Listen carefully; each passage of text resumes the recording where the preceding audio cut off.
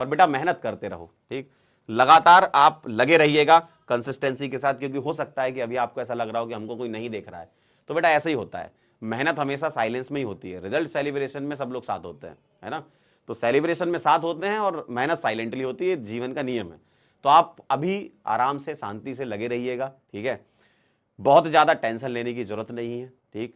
आपका और भी सब्जेक्ट है जिस पर आपको फोकस करना है, जो आपका वीक सब्जेक्ट है उस पर फोकस करिएगा। ऑर्गेनिक केमिस्ट्री की तो इतनी जिम्मेदारी मैं ले ही सकता हूं कि अगर पेपर में आपके 15-16 सवाल आए तो एटलीस्ट आप सारे के सारे सवाल अटेम्प्ट कर पाओ और वो सारा का सारा आपको मसाला मिलेगा, ठीक है। अब आप किस तरीके से रिवीजन करके गए हो, कैसे पढ़ के गए हो, वो डिपेंड करता है, लेकिन अगर आप देखेंगे जितना भी अपने नोट्स में रहेगा उनमें से कोई ना कोई कॉन्सेप्ट, ठीक है, या हो सकता है कि कोई डायरेक्ट सवाल आपको देखने को पेपर में मिल जाए, लेकिन अगर डायरेक्ट भी नहीं मिलेगा तो एटलीस्ट कॉन्सेप्ट मैच तो हो ही रहा होगा जितना हम क्लास में करेंगे, ठीक है। तो आप एकदम सही जा रहे हो, बिल्कुल भी चिंता करने की जरूरत नहीं है, अपने दोस्तों से अभी कुछ कंपेयर कराने की जरूरत नहीं है, बस अपने पेस पे चलते रहो। आपका दोस्त हो सकता है 10 सवाल 20 मिनट में बनाता हो, है ना, और तुम वही 10 सवाल 30 मिनट में बनाते हो ना, हो सकता है आपका दोस्त 20 सवाल 5 मिनट बनाता हो, तुम 10 मिनट बनाते हो, तो ऐसा कोई टेंशन नहीं है, ठीक है।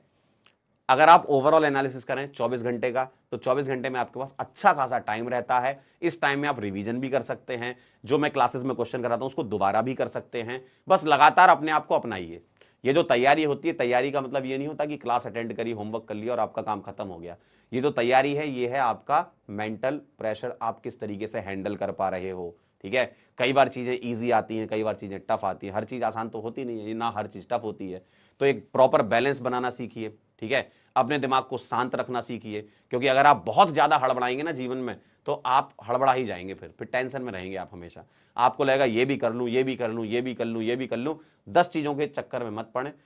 आपका बैच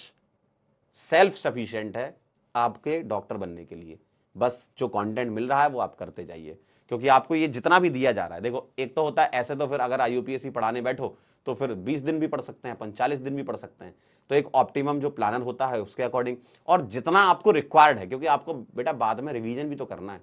तो बाद में जब रिवाइज करो तो इतना चीज होनी चाहिए आपके पास, ये मोर देन सफिशिएंट है, इतनी चीज होनी चाहिए कि जिससे आप रिवाइज करके पेपर देने चले जाओ, ठीक है। अब ऐसे अगर एक एक सवाल के लिए आप 5-5 हजार 10-10 हजार क्वेश्चन के पीछे पड़ जाओगे तो दिक्कत में आ जाओगे, क्योंकि आप लोग कहते हो सर अब कौन सी बुक करें, अब ये क्या करें, वो क्या करें, भाई अब कुछ और करो, जो कमजोर चीज है उसको सुधारो ना भाई। जो चीज अच्छी लगती है तुमको, बड़ा मजा आता है कि सर IUPAC के एक काम करो 1000 क्वेश्चन करवा दो, उसका मतलब नहीं ना, तुम इतना 1000 क्वेश्चन में टाइम वेस्ट करोगे, सही बता रहा हूं मैं, टाइम वेस्ट करोगे, उतने में तुम कोई पुराना टॉपिक, कोई फिजिकल केमिस्ट्री का तुम्हारा वीक टॉपिक, या तो कोई फिजिक्स का वीक टॉपिक या बायो का वीक टॉपिक, उतने में तुम रिवाइज कर लो। प्रॉपर बैलेंसिंग होनी चाहिए सब्जेक्ट्स के अंदर, ऐसा नहीं कि जो तुमको पसंद आ रहा है बस वही पढ़े जा रहे हो, क्योंकि बाकी सब्जेक्ट जो होते हैं, देखो हर एक क्वेश्चन 4 नंबर का है, चाहे वो टफ चैप्टर से आए चाहे इजी चैप्टर से आए, चाहे वो बायो से आए चाहे वो फिजिक्स से आए, बस ये ध्यान रखिएगा, हर एक चीज का इक्वल वेटेज होता है पेपर के अंदर, बस उसको करिएगा, ठीक है। उसको ध्यान रखिए, मद्देनजर रखिए, जो कमजोर चीज है उस पर फोकस करो ना, जिससे तुम्हें डर लगता है उसको पहले पकड़ो ना, ताकि उसके तुम कम से कम उस लेवल तक के सवाल कर लो कि मान लो कोई बहुत टफ चीज है, अगर मान लो वही बहुत टफ चीज है और उसका फॉर्मूले बेस का सवाल आ गया, आप कहोगे सर मैंने तो टॉपिक ही छोड़ दिया था, क्यों, मैं टॉपिक से डरता था।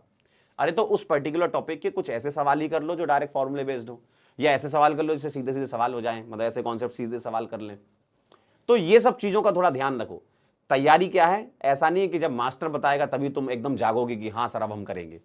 आप खुद जागे हुए बैठो भाई, हर बार मास्टर आपको जगाएगा नहीं, हर 2 दिन 4 दिन में आपको ही जागना पड़ेगा। अगर आप अपने आप को जगा करके रखे हुए हैं नीट के पेपर वाले दिन, जगा करके इन द सेंस दिमाग से, मेंटली जागे रहिएगा, है ना। आपको पता होना चाहिए कि हाँ, तुम्हारे साथ क्या हो रहा है, हर एक बच्चे के साथ अलग अलग बिहेवियर होता है 24 घंटे के अंदर, किसी के साथ कुछ होता है, किसी के साथ कुछ होता है, तो आप अपने अपनी जो भी सिचुएशन है उसी सिचुएशन को एक बार सोचिए कि आप उस सिचुएशन में क्या कर सकते हैं। अगर आपके हाथ में है, आपके कंट्रोल में है, तो उस पर एक्शन लीजिए, आपके कंट्रोल में कोई चीज नहीं है तो जाने दीजिए। बहुत ज्यादा जीवन में चिंता करके, टेंशन लेकर के जीवन नहीं जिया जाता है ना। तो बहुत टेंशन मत दीजिए, अभी जो आपकी छुट्टियां आ रही है इसको यूज कीजिए, आपका बैकलॉग है उसको निकालिए बाहर, ठीक है। और दिवाली के बाहर आए तो एक नए व्यक्ति दिखें, आप पुराने जैसे व्यक्ति ना दिखें, नए व्यक्ति दिखें कि सर मैंने सारा चीज कंप्लीट कर लिया है, अभी तक जितना पढ़ाया गया इस बैच के अंदर सब रेडी है मेरा, अब आगे चलते हैं, मैंने पूरा अपनी तरफ से कंप्लीट कर लिया है, ठीक है, समझ गए। तो बस अपना एक सेल्फ एनालिसिस जरूर है, डेली 5 मिनट 10 मिनट रात में अपने साथ बैठे अकेले, फोन वोन बाहर कर दें, फोन वोन हटाएं, शांति से बैठे 5-10 मिनट और सोचें कि आज पूरा दिन तुमने क्या किया, पूरे दिन में ऐसी कौन कौन सी चीजें थी जो मैं नहीं करता तो ज्यादा सही रहता, पूरे दिन में ये एनालिसिस करना पड़ेगा, पूरे दिन में मैंने ऐसा क्या किया जिससे मेरा बहुत टाइम खराब हो गया। तो ये सब चीजें सोचो, इस पर एनालाइज करो और इन सब चीजों पे सुधार लाओ, है ना। तो अगर आप सुधरते जाओगे तो आप देखोगे आप बहुत बढ़िया इंसान बनते जाओगे, ठीक है। आप चीजों को डील करना सीख जाओगे, और चीजों को डील करना सीख जाओगे मतलब ये सब एग्जाम फिर आप निकाल लोगे, ठीक है। क्लियर है? चलिए मिलते हैं बेटा नेक्स्ट लेक्चर में, तब तक के लिए ओके बाय।